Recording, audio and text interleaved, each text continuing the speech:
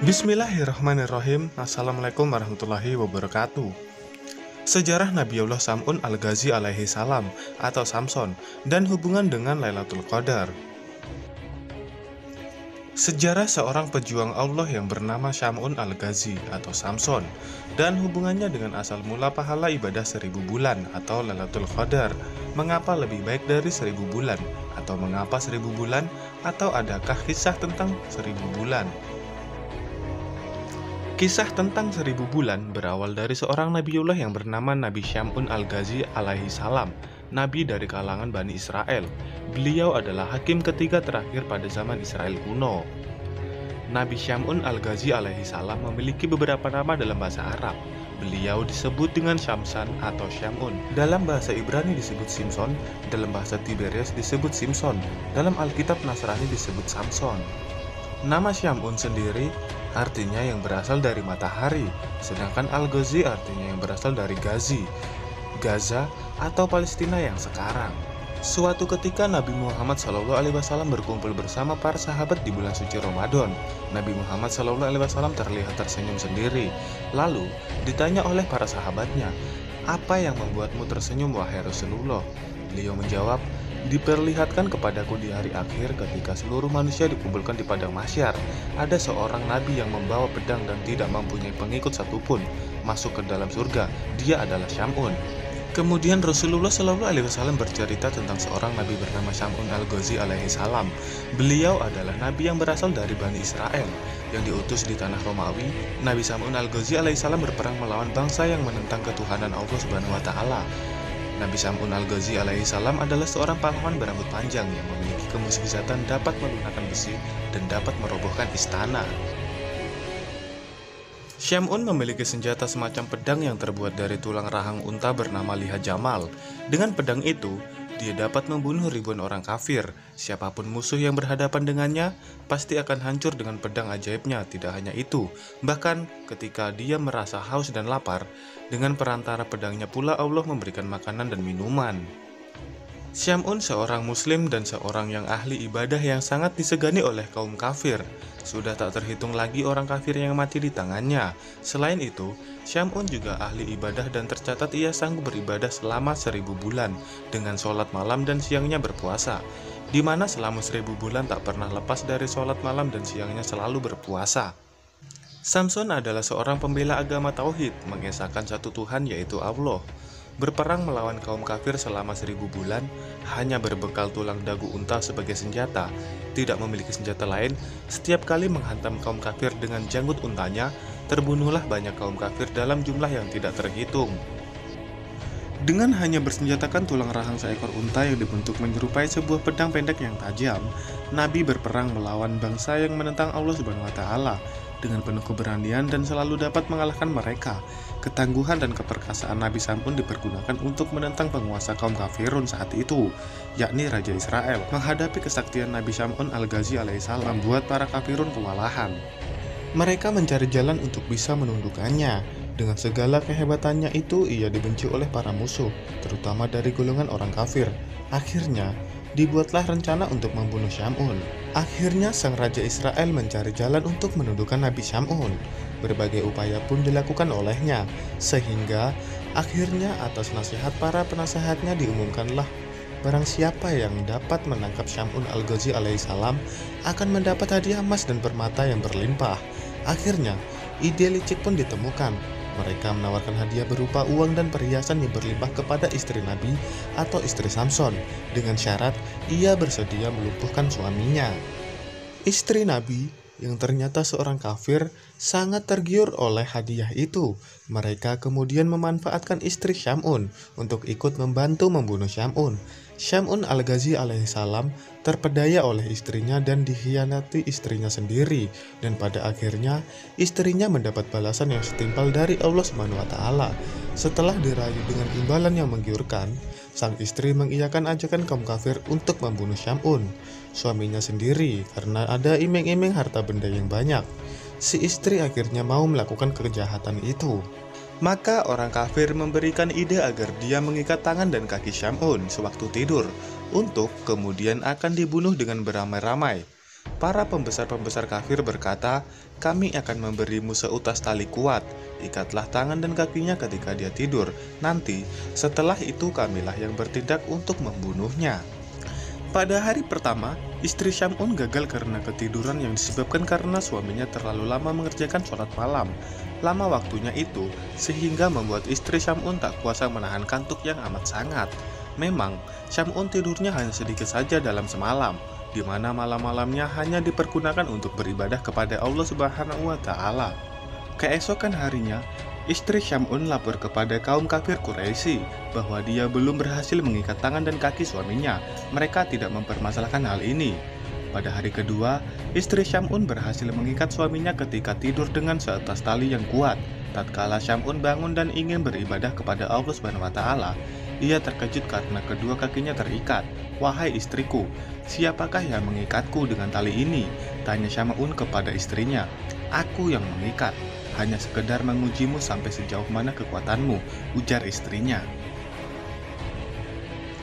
Syamun dengan mudah dapat melepaskan tali yang mengikatnya dengan satu ucapan doa. Kemudian, Syamun lalu bergegas menuju ke tempat peribadatannya. Maka, gagallah rencana pembunuhan pada hari kedua itu. Namun setelah itu, musuh-musuh kafir datang lagi dengan membawa rantai dan istri Syamun siap mengikat suaminya lagi pada keesokan malamnya.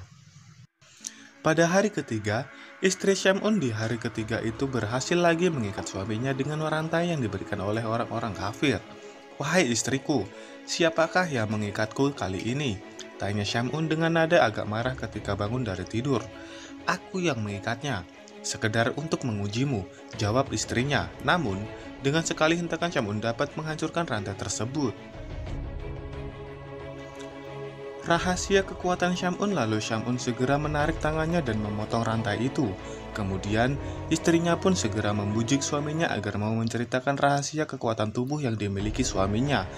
Akhirnya, Syamun bercerita juga, jika sebenarnya ia adalah seorang wali dari sekian banyak waliullah yang hidup di dunia ini. Syamun berkata, "Wahai istriku, aku wali di antara wali kekasih Allah. Segala perkara dunia ini tidak ada yang sanggup mengalahkan diriku. Aku punya rambut panjang ini. Ketahuilah bahwa tidak ada seorang pun yang mampu mengalahkanku dalam perkara dunia kecuali rambutku ini," jelas Syamun.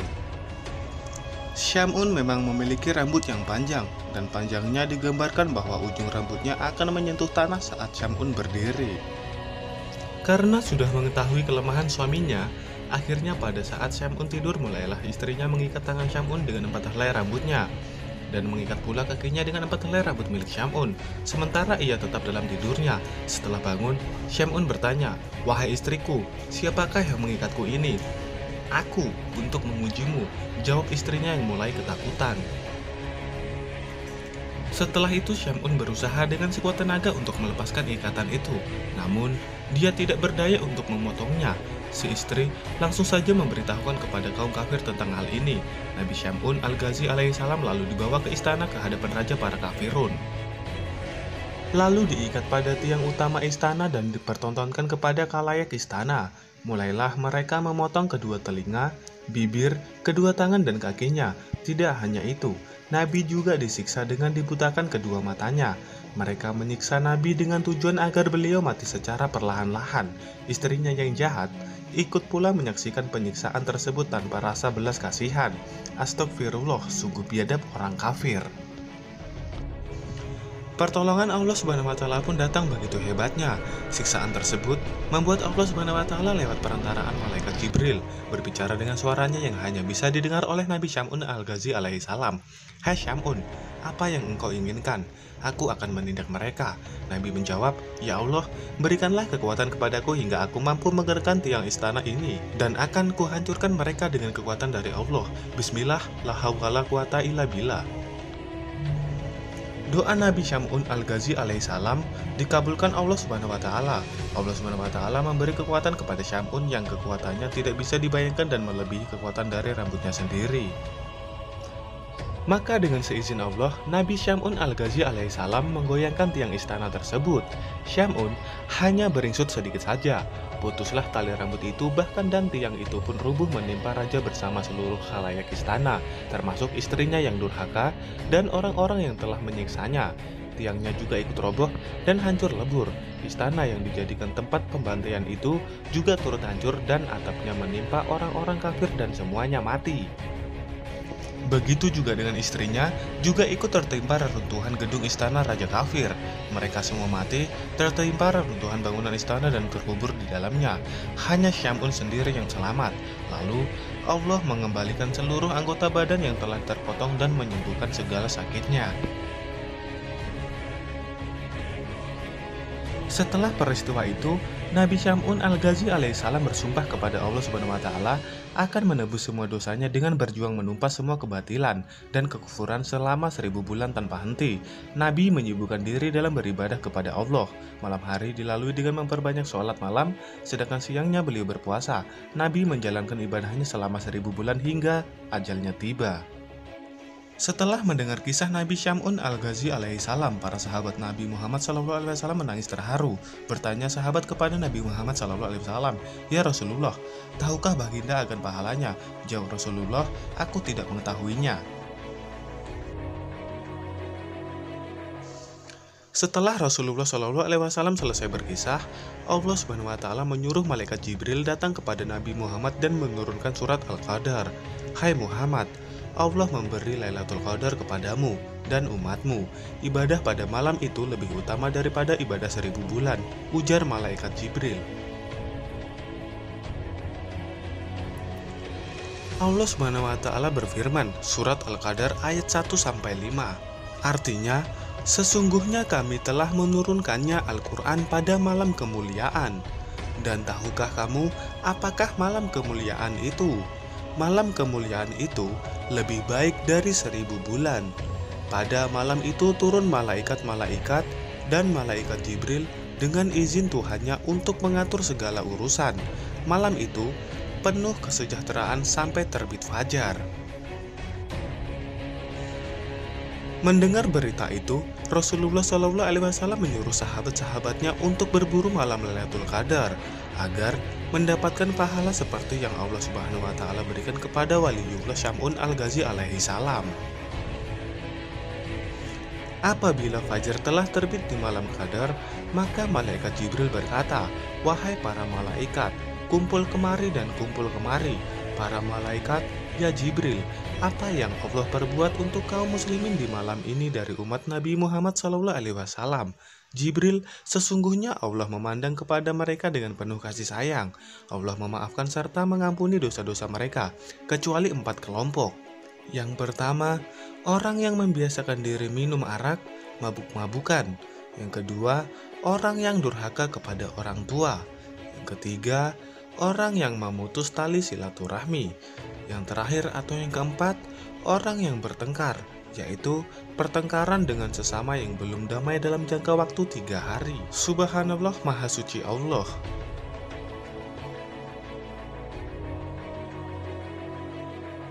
Demikianlah pembahasan mengenai sejarah Nabiullah Syam'un Al-Ghazi alaihissalam atau Samson dan hubungan dengan Lailatul Qadar.